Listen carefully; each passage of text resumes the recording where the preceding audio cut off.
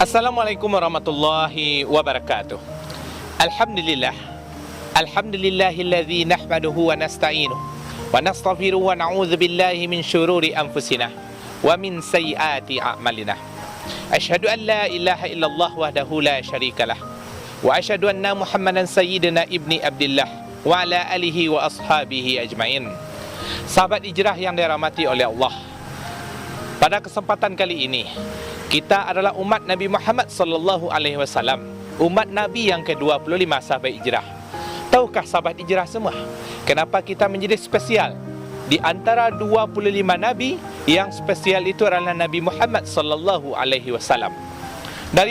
Dari urutannya sahabat hijrah semua, dari Nabi Adam alaihissalam sampai Nabi Isa alaihissalam, dan terakhir Khatimul Anbiya Nabi Muhammad sallallahu alaihi wasallam. Sahabat hijrah yang dirahmati oleh Allah Subhanahu wa taala, menjadi spesialnya umat Nabi Muhammad sallallahu alaihi wasallam. Yang pertama adalah dari umat Nabi Adam alaihissalam sampai umat Nabi Isa alaihissalam. Tatkala umatnya durhaka, Allah turunkan azab ketika nabinya masih hidup. Kita lihat umat Nabi Nuh alaihissalam. Ada umat yang beriman, ada umat yang durhaka. Tatkala umat itu durhaka, tatkala umat itu meminta bukti kebesaran Allah Subhanahu wa taala, mana Tuhanmu ya Nuh?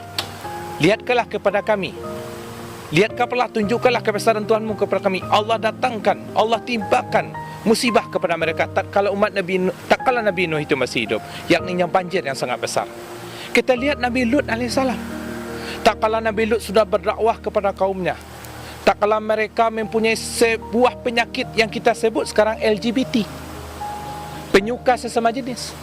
Kita lihat hewan sahabat hijrah, hewan kita lihat, kambing betina dengan kambing betina tidak ada yang kawin. Wawau betina dengan wawau betina mereka tidak kawin. Tapi umat Nabi Lut alaihissalam, mereka itu kawin mereka. Penyuka sesama jenis. Perempuan dengan perempuan, laki-laki dengan laki-laki. Allah timpakan azab kepada mereka tak kalau Nabi Lut masih hidup. Allah masukkan mereka ke dalam bumi. Kita lihat umat Nabi Musa alaihissalam. Ketika itu Fir'aun, raja yang berkuasa ketika itu, mulanya menjadi raja, bertahun tak kalah menjadi raja, dia menganggap dirinya Tuhan. Dikejarlah Nabi Musa sampai ke ujung laut. Allah selamatkan Nabi Musa dengan pengikutnya yang beriman. Allah tenggelamkanlah Fir'aun dengan umatnya yang durhaka. Tapi kita lihat Nabi Muhammad sallallahu alaihi wasallam, sahabat hijrah, Khatimul Anbiya, umat yang terakhir. Betapa jahiliyahnya umat Nabi Muhammad. Judi, zina, mabuk menjadi kebiasaan mereka sehari-hari. Yang lebih kejinya sahabat hijrah, lahir seorang anak perempuan, itu tak kala lahir mereka kuburkan hidup-hidup. Karena tidak bisa dibuat perang, menyebabkan perpecahan, tenaganya tidak bisa dipergunakan suatu saat. Saking jahiliyahnya umat ketika itu. Tetapi apa janji Allah? Dikatakan oleh Jibril, hai Muhammad, tatkala kamu masih hidup Muhammad, tidak akan kami timpakan azab kepada umatmu tatkala kamu masih hidup, kalau umatmu begitu durhaka. Itulah alasan pertama sahabat hijrah semua.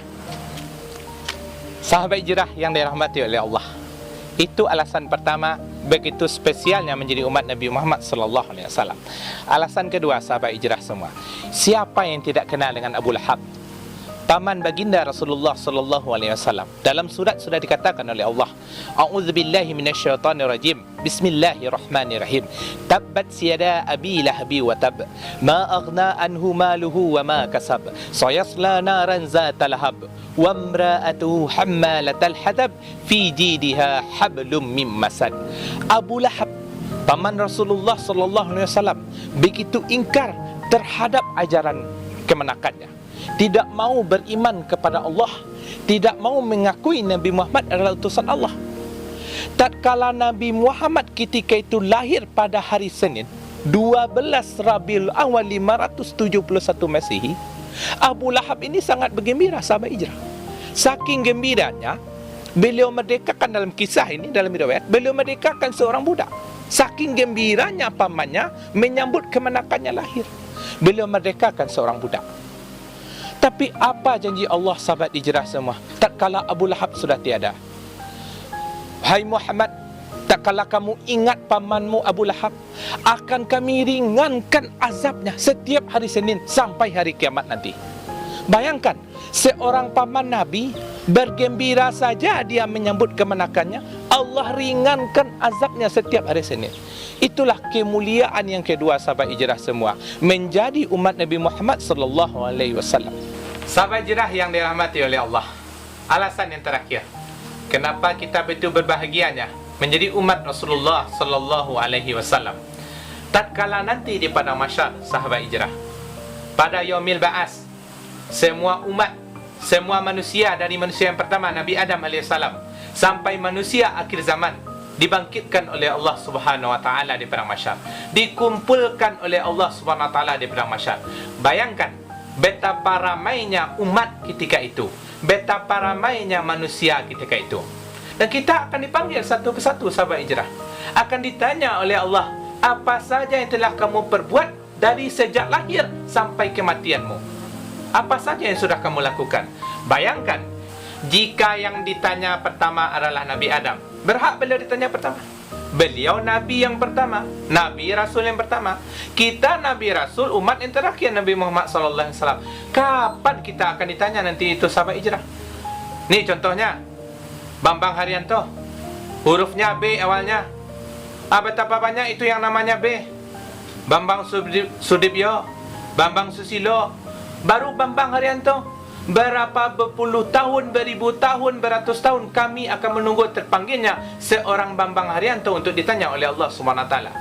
Tapi apa, sahabat hijrah semua, janji Allah ketika Rasulullah SAW di akhir hayat beliau, apa janji Allah dikatakan oleh malaikat Jibril?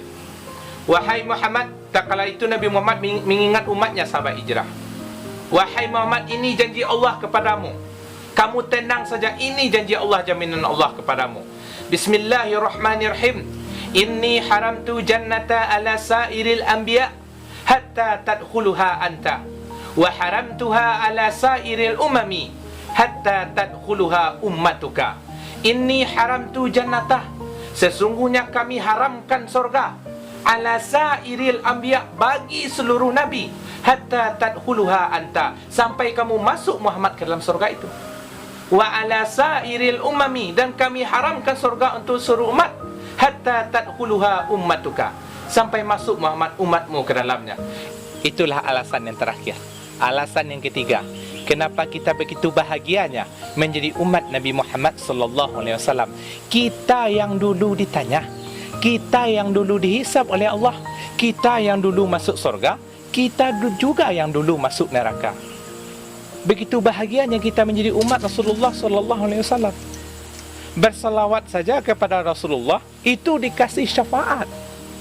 Tidak salah Allah mengatakan, laqad kana lakum fi rasulillahi uswatun hasanah.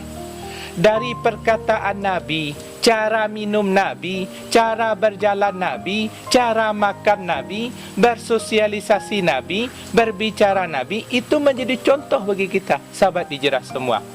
Tatkala kita sudah mengikuti langkah-langkahnya, ajaran-ajarannya, syariat-syariatnya, apa janji Allah yang terakhir? Bismillahirrahmanirrahim. A'dadtu li ibadiyas salihin ma la ainun ra'at wala uzunun samiat wala qatara fi qalbil bashar. Akan kami sediakan nikmatnya surga yang tidak pernah terbayang oleh, yang tidak pernah terlihat oleh matanya, tidak pernah terdengar oleh telinganya, dan tidak pernah terdetik dalam hati manusia. Itulah nikmatnya surga.